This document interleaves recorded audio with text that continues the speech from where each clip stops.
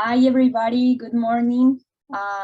Welcome for joining this conversation. Hello. So this is our Collections Lit Club. I created this when the COVID-19 started the past year. I was working with the We Are Museums and international community. And now I decided to join forces with ICOM the Young Professional Network with Flor and with Chelsea, because we would like to talk about collections in a broader way. And this is a space where we can become together, and doesn't matter the type of a collection where you are, because we are collections and we share practices. So it will be interesting to learn about how other collections work. And yeah, so welcome. It is not required that you have to talk.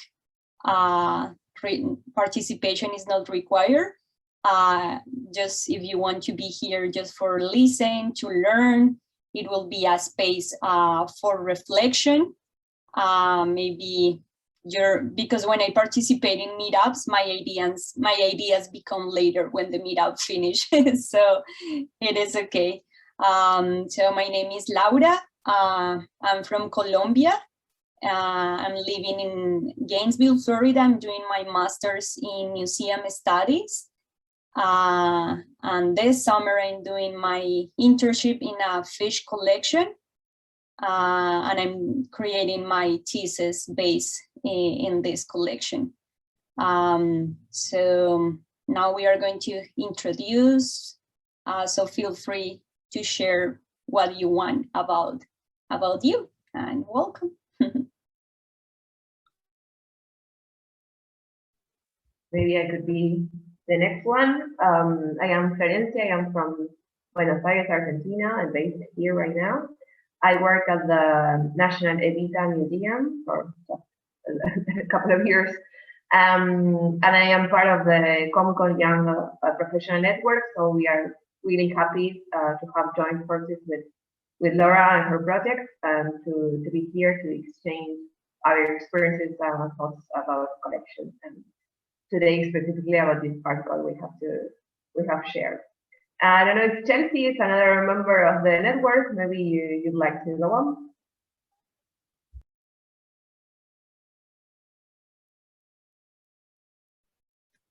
Hello, everyone. I'm Chelsea. I'm from Taiwan, and I'm Flo, and I work for Comco Young Professional Network, and we are happy to join the Laura's project. It's a very meaningful project, and we are expecting to have a discussion and exchange thoughts about the collecting.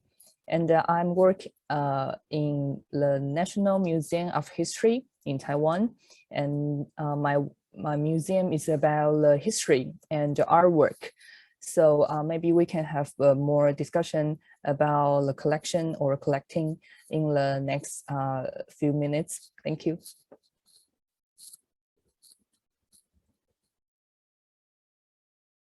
Maybe Vanessa, can you be the next one?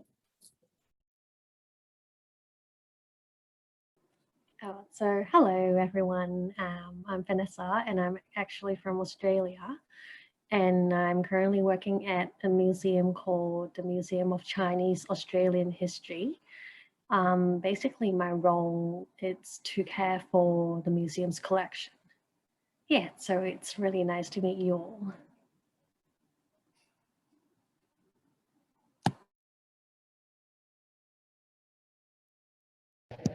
I can go next. If my name is Gabriel Somariba. I'm from Gainesville, Florida. I also work in the theology collections with Laura, and I'm more on the biologist side. So I really like the topic for today, public feelings, especially regarding different organisms on display.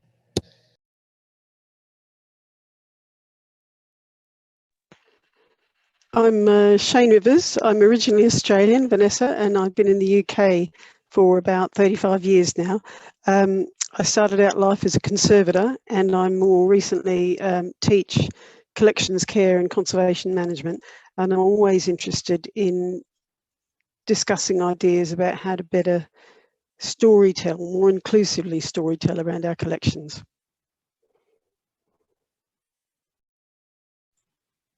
Hey everyone, I'm Clara. I'm a PhD student at the moment at Princeton University. And so I guess in a way, I don't really work at a museum at the moment, but I'm really interested in natural history museums, and I would like maybe a career there in the future. And a lot of my research is in bird collections. So we work a lot at the American Museum of Natural History with the bird skins there. I'm interested in colors in birds. And I just saw the email about this group and it seemed really interesting. And I just happy to be here and listen in on your thoughts and comments. So thanks for inviting me.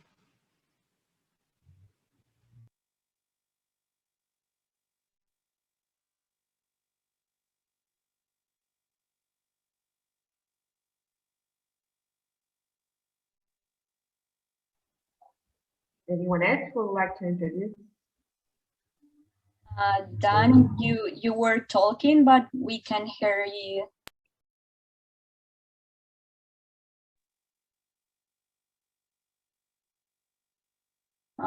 No.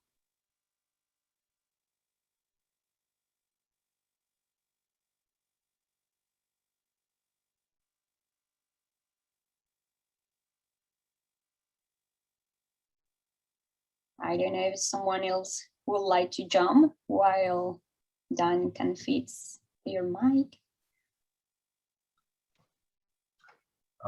Yes, hi everyone. So my name is Mohammed. I work at the Palestine Museum of Natural History. I'm a master's student studying biotechnology at Bethlehem University, and like our museum started in 2015. So we have a small collection of insects and plants, and I'm the one who's working with these collections mainly at the museum. So that's why I'm joining this group.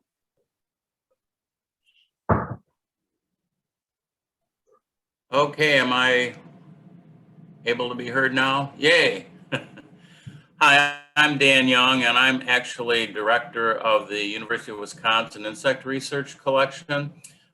It's not really a museum as such. We don't have much in the way of public displays, but I remember when we first started, when Laura first started the Lit Club, and I was on for a couple, and it just seems like a good group. And when I'm able to, I like to see what everybody's doing and thinking. So yeah, that's the deal here.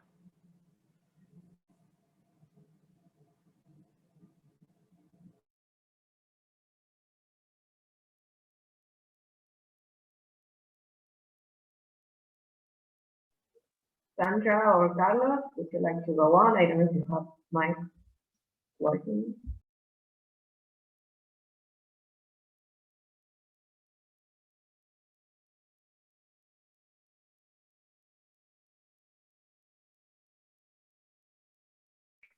Me?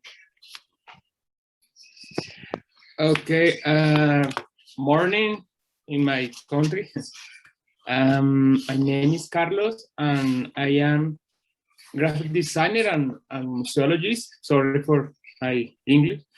I work in a museum of paleontology, and I work in the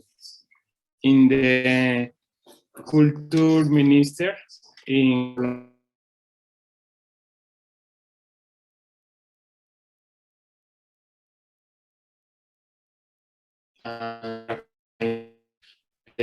about the museum.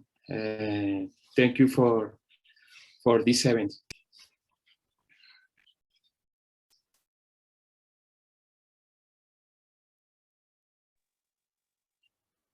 Okay, hi everyone. I'm Sandra from Helsinki, Finland.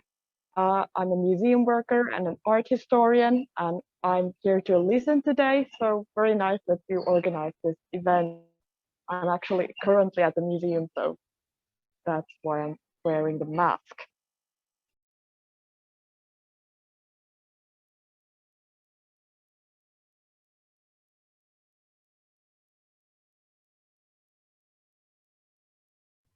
So I think that's it, right? We are all introduced. Laura, would you like to start? If you're sharing your thoughts. Okay. Yeah. So I'm working in a fish collection. As I mentioned before, I'm doing my internship there. I'm doing my thesis. So one of the parts that I like about this article was,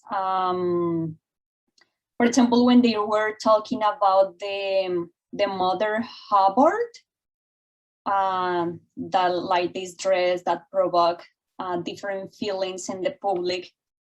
So I was trying to think this related with fish. So for example, how we can like create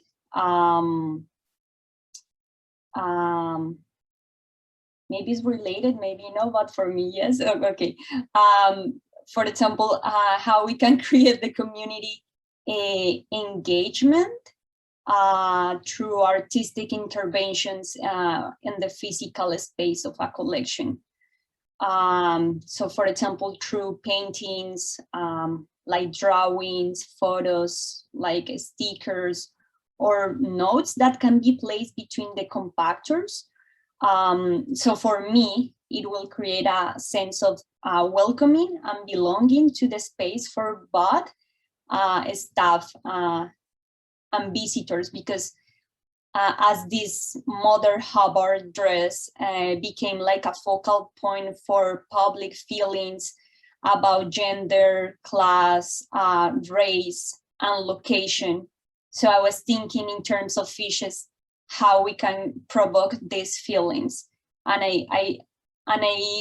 I'm talking and also talking from my experience, because I'm not biologist. My background is in information science librarianship. So when I had my first experience in the fish collection, was like, oh, I don't belong here, because the collection is arranged by taxonomy. I don't know any about taxonomy.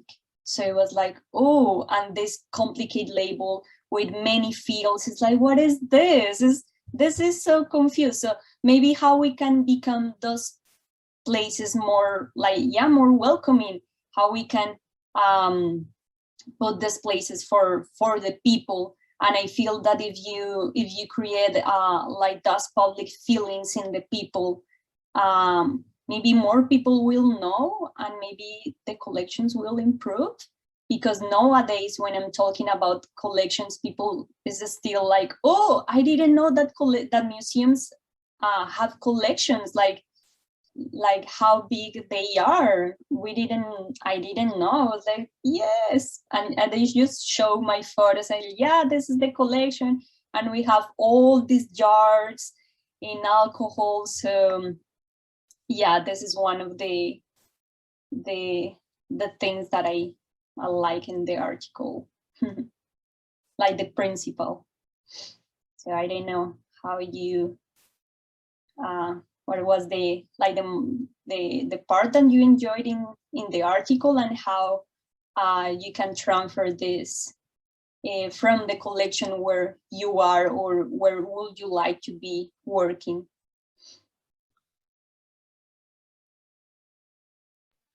Maybe an exchange with somebody that works with biological collections and science collections.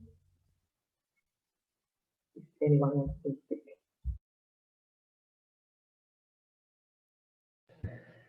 I can speak a little bit to like public feelings about fish, because well, specifically here in Florida, a lot of, most people's relationship with fishes is, recreational or subsistence fishing, right? People who go and catch fish either to eat or for sport. And so like one thing is, if you display like one of the most iconic images that you'll find in Florida is like a mounted sailfish, right? Any billfish in the family Istiophoridae is, you know, it's like an iconic image. It's something that people immediately relate to, and it's this idea of like the tropics and the ocean and things like that. And then same thing goes for some of our freshwater fish, like we have these panfish, these little freshwater fishes like bluegill and warmouth, and you know, these things that are for, you know, long before Western civilization came to, or long before when the indigenous peoples lived here, these were organisms that they used for food. These were organisms that have sustained human beings in Florida for thousands and thousands of years. And so most people, when they see a bluegill, that's what they equate it with. Oh, food. You know, this is, yeah, they call it brim. That's kind of the colloquial name for it. So when we display those organisms, those are some public feelings that come about. And I think there are some really interesting stories we can tell with very specific fishes. And it's interesting to see, like, to juxtapose like a preserved specimen, which people have a kind of a hard time relating to because they've lost their color, they look very different than they do in life, and like an image or a mounted specimen, you know, like a fiberglass mount that's painted and all that, which looks more like what people recognize. But yeah, I think there are some really interesting stories we can tell about specific fishes in Florida, and there's lots of different cultural groups in Florida that have very different relationships with a lot of these fishes.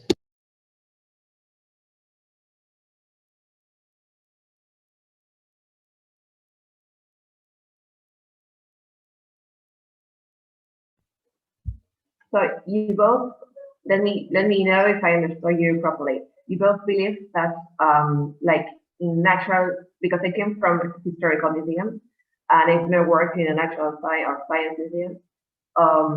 You believe that it's just one story told through the objects, right? That is what you meant, and they could be like more narratives and more stories to be told from a fish collection, for example, in this case, right? If that is what you believe or what you propose, what you think. Absolutely, because usually the story we're telling about these fishes is the kind of white Western story of their taxonomic history, or their, you know, the publications on their biology and things like that, right? It's we go to Google Scholar and we type in Lepomis punctatus, and that's the story that we tend to tell, is what's written in those papers. When there are so many cultures that have had long histories with these organisms, and unfortunately, some of those stories have been lost, especially here in North Florida, where the indigenous peoples, I mean, we know very little about, I mean, besides what we can learn from finding remains of their civilization, we don't have living Timucua peoples here to tell us what the value and the stories of these organisms were. At our current public exhibits, we do have displays about, you know, the local, you know, specifically the Calusa cultures of the coast, and kind of how they subsisted on marine fishes and freshwater fishes during different parts of the year.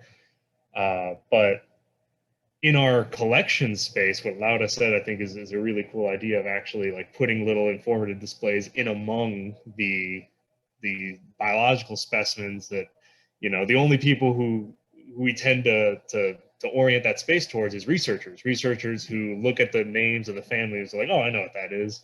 But we don't cater to people, like, unfortunately, we don't do as many tours as we would like. But when we bring people on tours, it would be nice to have like an image of like a bluegill on the aisle that has all the bluegill, and have, like, you know, the different common names for it, because we tend to like think there's one official common name that is decided on by a group of scientists, when there are so many other names that these organisms go by for different groups of people. So yeah, I completely agree with Loud.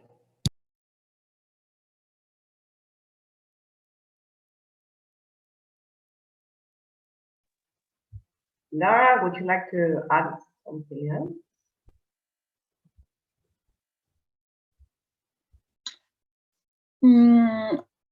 Also, like other idea that I was thinking and is related with Gabriel's opinion, is, for example, if we want to make aware of the people about the fishes that we have, or how we can, or how how we can make the collection more active, more visible through I'm sorry. I'm gonna start again. So how we can transfer those feelings, those public feelings, through the collections items more active, more visible, by bringing to the surface the sentiments associated with the object. So, for example, I was thinking in an activity that was created between two organizations in Colombia. So the activity is called Poemas de Amor por Teléfono, that it means love poems by telephone. It was made in 2017 between Libro al Viento, that is a program created to promote reading in Colombia, and the libraries from the Universidad Nacional de Colombia. So the people, for example, they have like a list of poems, and I choose one, and I send the personal information to the librarians about, yeah, I want that you call to Flor and dedicate it to her this poem. So the librarians call to Flor, they read the poem, and they say, okay, it was dedicated by Laura. So I was thinking, what about to call researchers, staff, or community to tell them, I don't know, fun facts or crazy, or I don't know, scary stories about your specimens or objects in your collection. And also I had other question about how were or are the natural history collections affected by the COVID-19 pandemic, and how could museum professionals in natural history collections support communities during pandemics or other breakdowns. So that can be one of the possibilities, because I know that during the pandemic, our museums did a lot of activities, but I didn't hear too much about natural history collections. There was more focus on research and updated the database, but not too much related with this relationship with the public. I think you're right, and I could see that in Argentina. As I said, I've not worked in natural science museums, but here, at least, the public that usually go to the Natural History Museum from Buenos Aires are young children. And it's true that during the pandemic, this museum did nothing for to keep this relationship with kids, or to evolve and become maybe a tool for teachers.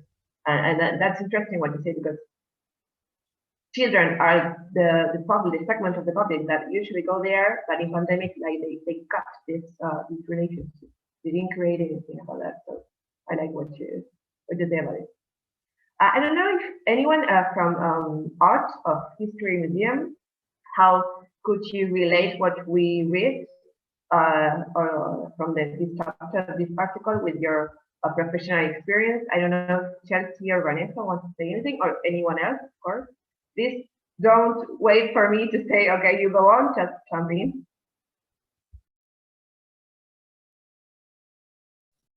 Maybe I can share some experience about, because I work in a history museum, but actually we have a lot of artwork in our museum. So it's more complicated about our collections because it's very wide range about it. But in recent years, we have to focus about, we call it in article about public feelings. I really like the public feelings, but it actually it's about very complex in the material say. It's very complex and not straightforward. So actually it's very public, it's public feelings, but actually it's very personal, because it's to be a person and his feeling or her feelings. And we do it the same in history museums, because our work it's about the painter's feelings, but we want to communicate with public. So this artwork, we have to put some social issues in the collections, and to have a communicate, to have a context with different group, such like children or such like the young people, to have the connection with them. But in my museum, it's part of collections is about colonial history. So I think it's more interesting about identity. So I think these public feelings, we call it reveal hidden meanings. In my work experience, we also deal with the hidden meanings in the history, but maybe with artwork, but maybe with some collections in the ancient. So if we have more time, I can think about some examples to share with you. But it's just a little reading feelings for me and want to share with you. Thank you. Anyone who wants to say something? Vanessa, maybe from your museum? Oh, yeah, sure. So the very part that I found it's really interesting from the reading, it's about an object actually has different layers of meaning or stories behind it. But I think it's when it comes to displaying the object or exhibiting the object, it's really hard to sort of shine lights on all the stories. Like every time you really need to pick what you want to tell. And sometimes people might find it really subjective, and it's really hard to sort of consider feelings or interpretation of different types of audiences. So I always find this is quite challenging, but it's really good to keep this in mind. Yeah. So I'm just not sure if you guys would have like the same thoughts about this. Yeah.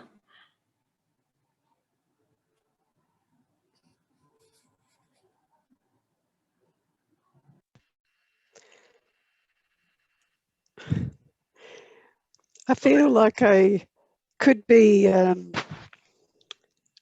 bit left field here because I'm not in natural history. But one of the things that I spend a lot of time with my students doing is talking about what's the point of museums and what's the point of cultural heritage. And that's always my starting point. So it was really interesting, and forgive me because I have face blindness. So now I'm thinking, was it Gabriel who said he worked in the Fish Museum at the beginning? Whoever it was who was talking about the Fish Museum said, you know, we mostly get researchers and we're mostly talking taxonomy. And I thought, wow, that's so different from where I work or have worked or whatever. But I think that I would go back to that, what's the point of cultural heritage? If you think of the fish as being cultural heritage, and when I do a long session with my students to try and get them to try and think about that, it always ends up to me with storytelling. And the article is about emotions, but the emotions are actually, there's a layer underneath that, which it kind of touches on, but without being explicit around, which is storytelling.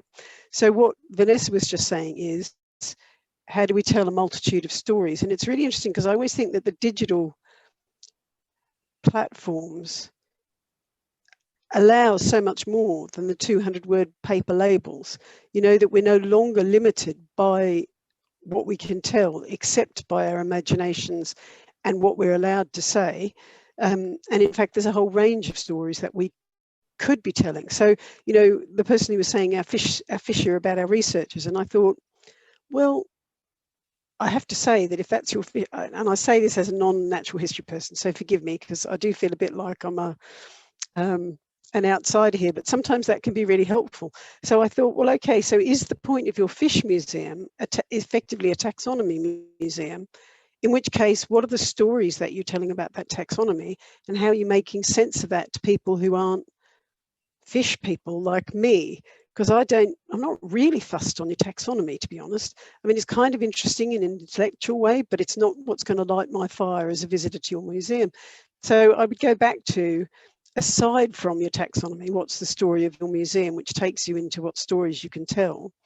And the other thing that I thought was interesting about the article was, you know, when they talked about Mother Hubbard's dress, they talked about a standard description being what the dress is and who owned it, which is, I thought the relationship with colonialism and slavery was fantastic, because of course the who owned it is an expression of a capitalist mindset. It's impossible to step outside of who owned it if that's where you're coming from, because that's one of the marking points of your culture.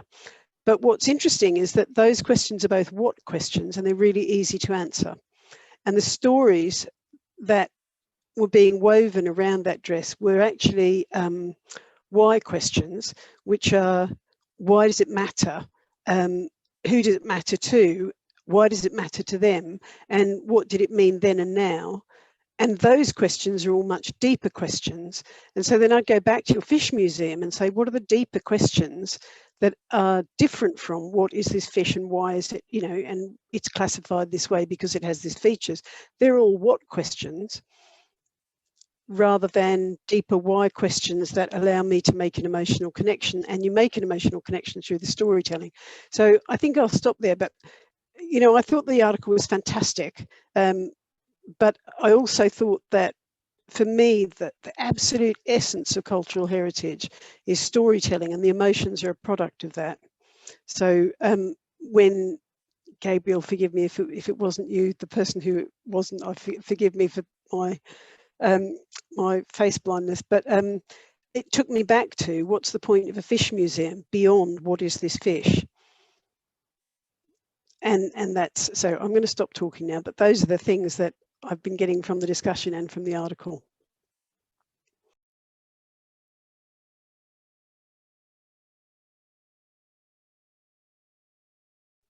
I think Dan wanted to say something, maybe?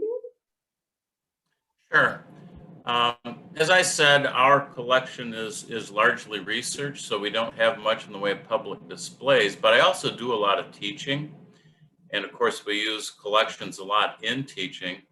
And what the two things that really struck me with the article that got me to thinking were, number one, when I look at a specimen, I probably see it in a very different way than a student would see that specimen or that group of specimens when they look at them. And I know when because it's entomology and people are often pretty freaked out by insects, what I often do early on in the lab setting is to ask students to do a sort of ink blot. When I say the word insect or entomology, what do you think of, right? So to get and again, of course, you get impressions all over the place. But that article got me to thinking, God, I could do that with specimens too. When you see this specimen, what is your impression? Do you see it from a taxonomic point of view? Do you see it from an artistic point of view? Do you see it from the point of view of, why did you kill that beautiful thing? Or do you see it from the point of view, I'm glad you killed that ugly thing? You know, the article got me thinking that way. The other way that the article got me thinking, and it's harder to know what to do with this, is I've collected a lot of specimens in my life, and what the information is associated with a label on a specimen is only a very, very slight snapshot of really the story that goes with it. I can look at specimens that I collected 30 years ago, and I can remember the day, I can remember what I was doing, I can remember, you know, did I skin my knee trying to collect this thing on the side of a rocky slope on a river or whatever, and none of that story is actually in there, even though it's totally part of my recollection of that collection event. But the other thing too is what I kind of enjoy doing sometimes is to look at specimens in our collection and look at the collector name and see if I can go back and dig up the story behind that collector. Who was that person? What did they do? Yeah, they got their name on specimens, but is there more of a story that goes with that person? And sometimes you get nothing, but sometimes you get some really colorful things that have been written either in a journal or maybe even published in a publication.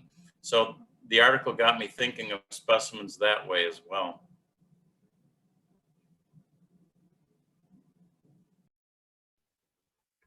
Rada or Sandra? Anything you'd like to say? I'll just chip in. I don't know. Again, I'm kind of like not really a museum person, so excuse me if I say things that aren't really relevant or something like that. But I just want to tag on saying that natural history collection objects to me seems like they have, like Dan was just saying and everyone else has been saying, so many stories in one. Because as a scientist, I guess if I want to tell a story about a specimen, what I really want to tell is like the scientific story in some sense. So maybe there is a fish that has a really exciting aspect of its biology, and I want the person to maybe engage with that particular biology and not just see the fish as, you know, something you can eat or like something for human use. You know, like this fish has its own life and it does all this cool stuff. So there's that story to tell. But then there's a story about, you know, whoever collected it, like the historical aspect. There may be all these cultural aspects. There might be like some environmental aspect. I think a lot of people, when they open a drawer with just lots of, you know, bird skins, I'm thinking now, or like fish or whatever, just lined up, and it's like the same species. Maybe some people are just struck with like Dan said, like, why did you kill all these all these animals? So there is like that to connect with as well. So there are so many stories, and just to connect this back to what Vanessa was saying, I imagine, again, having not worked in a museum and done exhibitions, but it would be so hard to try and tell all those stories, even though it would be amazing. But like, I'm struggling with thinking how we could do that, because it would be like almost maybe an overload if you were trying to do all of the stories at once. So I was really curious also to hear if someone has an example of where that has been done in a really efficient, like powerful way. I would love to hear that. Anyone with an example of these strategies and actions? So I remember back in, maybe it was 2019, I was working at the Chicago Field Museum, and they had this temporary exhibit called Specimens. And it was just taking specimens from the collections and putting them on display as they are, but then telling stories about them. So kind of like what Dan and Clara were saying, like they would have, for instance, these little stream beetles, family Elmidae, I think. They would have them on display, but then they talked about the biologists who studied them and how they had this giant life-size map of Illinois in their office, and they would put dots on all the streams that they had collected in, and, you know, different species they'd collected, and they told the story of how that collector had found them. Then they had specimens of like different dinosaurs or you know, dinosaur fossils. They'd talk about some of the crazy fossil wars that occurred in the American West. And, you know, because a lot of these specimens do have, I mean, I know I have some stories about things that I've it's gone to maybe further lengths than I needed to collect. But I mean, that's where the fun, I think that's why a lot of us go into natural history, is because we're interested in the story, you know, the story behind the organisms, the story behind the specimens. And yeah, and all that's lost in just a label. You know, we can only put so much on a label, like Clara was saying. So yeah, I think that specimens exhibit really did it well. I mean, you know, they could only do so many specimens. Of course, it's a limited space, but I thought it was really neat. It made the collections much more alive for me, and I think for most of the visitors. Okay, thank you. Carlos or Sandra, anything that you'd like to say, to add, to ask, maybe, like a question to the air?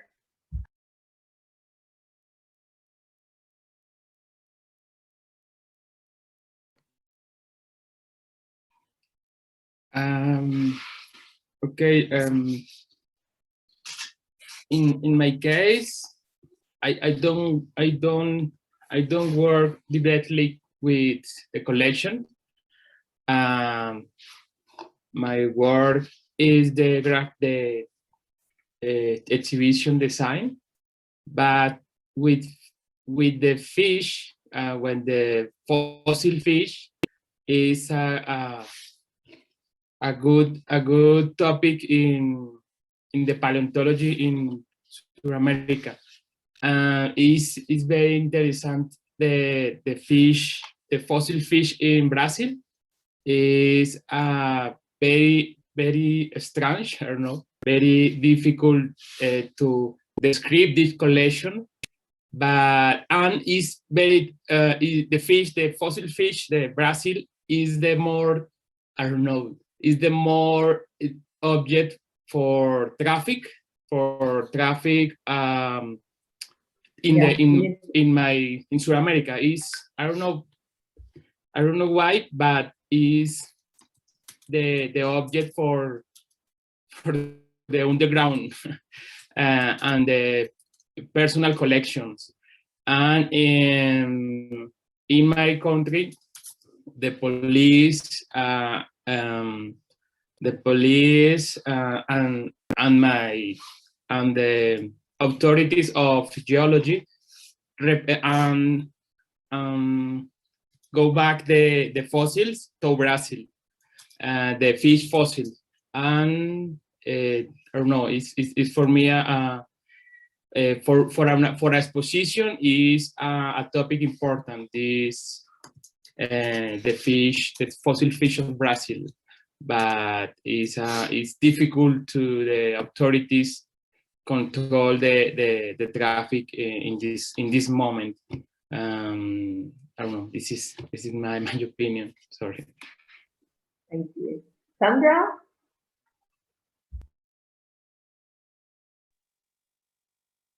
Okay, hi. Well, thank you all for the good comment. I was maybe thinking about the digital platforms that were mentioned, that even though they give like a lot of options on how many stories you can tell, there's still like the visitor, like the practical side, that the visitor will probably just read one or two because they still have a limited energy on how much they are ready to read. And often when you would want to tell an alternative story as a museum worker, there's also the visitors who don't have the, who are not familiar with maybe the basic, like more basic story. So then you would kind of also have to tell that to sort of give the whole picture. So that were just my points. Thank you. Okay, maybe I could say what I took from the article that I thought it was interesting. In my case, I worked in a biographical museum, which honors the political figure like Eva Perón. And when I read the article, I thought, okay, whose public feelings are represented in the collection? As she was and still is a really controversial figure, that came up to my mind, but not only in terms of historical facts, because she has become an icon, a worldwide known icon, re-signified by different segments of the society, including, for example, feminist, pro-abortion feminists, and queer community. And those re-significances are not told in our exhibit, and not even told in our collection. So that is what that question came up to my mind. Okay, shall we include these public feelings because they exist, even though we don't show them in our collection or in our exhibitions? That is why it came up to, okay, whose feelings are represented and whose public feelings are we telling through our exhibitions?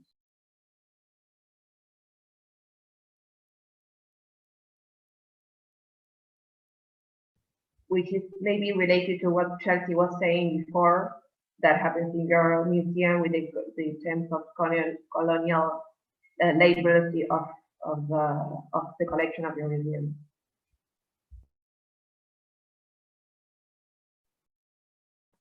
Thank you. Yes, because we work in history, but we don't have to go back in history.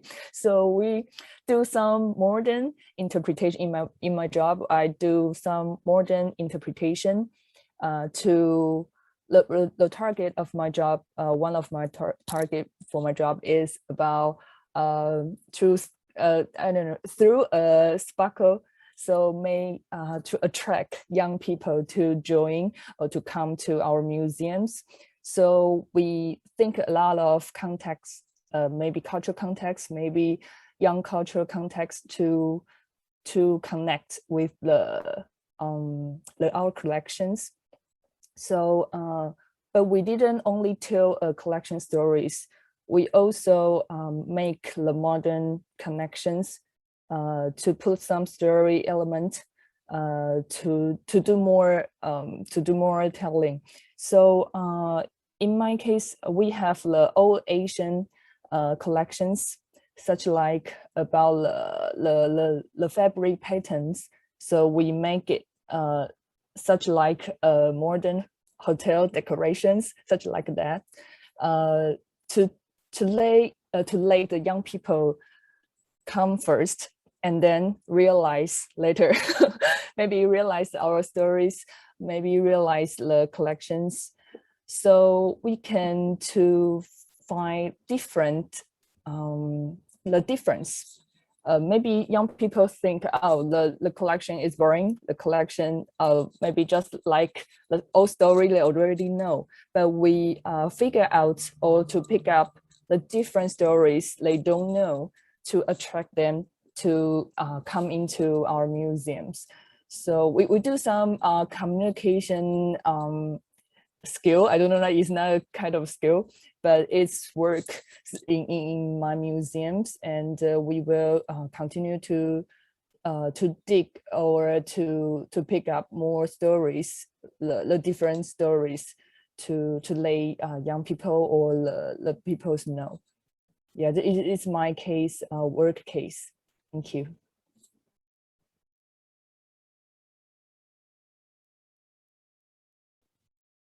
Yeah, I feel that is why it is important, for example, to have a multidisciplinary, an interdisciplinary staff in a collections, because the collection staff will be able to take the collection in different views, from different point of views. So for example, if we have this fish collection arranged by taxonomy, for young people will be super boring, like, what is this? Or for example, for me and for people who has been working in arts, is like, okay, and like Shane mentioned, like, is taxonomy, but what else? What we can do further, more than taxonomy? So one of the quotes in the book that I really like it, but that was written by the writer Chimamanda Ngozi, and she pointed out the danger of a single story. She notes that the single story creates stereotypes, and the problem with the stereotypes is not that they are untrue, but they are incomplete. They make one story become only one story. and following to that one story, it will reinforce the dominant narrative and diminish the relevance of museums and their collections. So yeah, thinking about how we can create those different views or opinions, or how we can engage to the different public to our collection. So also in the article they mentioned that it will be like very intriguing to consider what possibilities will be open if museums, for example, include like a letter that was written, a letter written by the producers of a piano or letter knife, the Connecticut Ivory cutters, and the people from East and Central Africa who were enslaved in the ivory trade. So it's like this different stories from the same topic. So how like we can create this, and yeah, and also thinking, so Clara was apologizing about not working in a museum, in a natural history collection. Don't say that, no worries. I'm the same. I have never worked in a natural history museum. I got interest during my master. I have just worked in a architecture, in a museum of architecture in Colombia.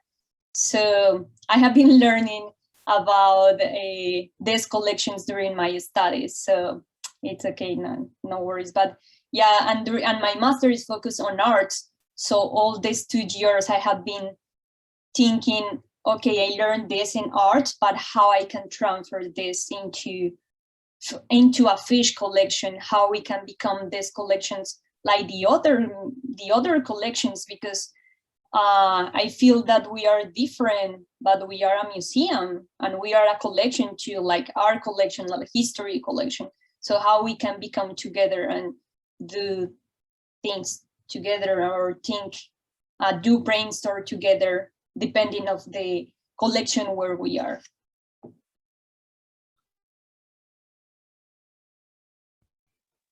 I think it was really interesting what you said before about how to link the different historical facts, from the slavery and the consumers of that ivory product.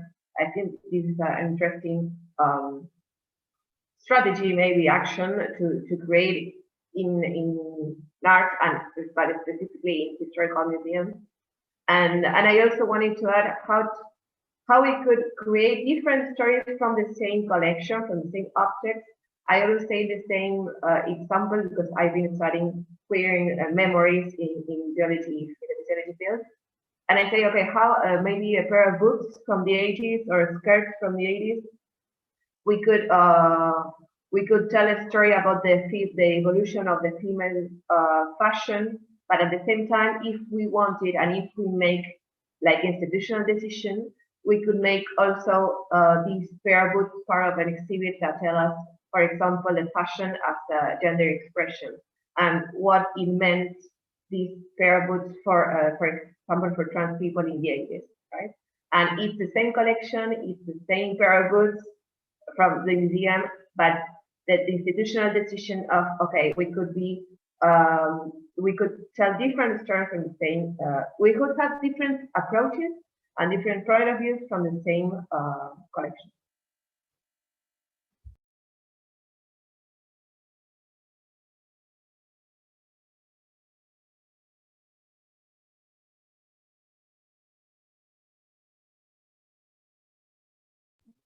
Vanessa or Chelsea, anything to add?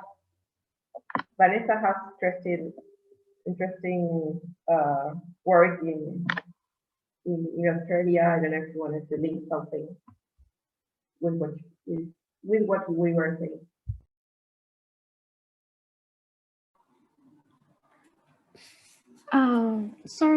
Because the museum that I'm working at, it's mostly it's actually a history museum. So basically, all the exhibitions that we do is trying to promote the feeling of pride or I'd say mostly about we would like to let people who are of Chinese heritage to feel proud when they are visiting our museum. So I would say the displays or the exhibitions that we've been establishing, it's mostly are mostly focusing on, or maybe targeting that kind of feeling. Of course, we would say that we are just telling stories, and we are neutral, or we are not subjective. But because but it could be just me. Yeah, but it seems like that's what we've been doing, because we're only telling the bright side of the story. I just realized, because this meeting is being recorded, so I couldn't. So so I'm pretty sure you guys get what I mean. So yeah.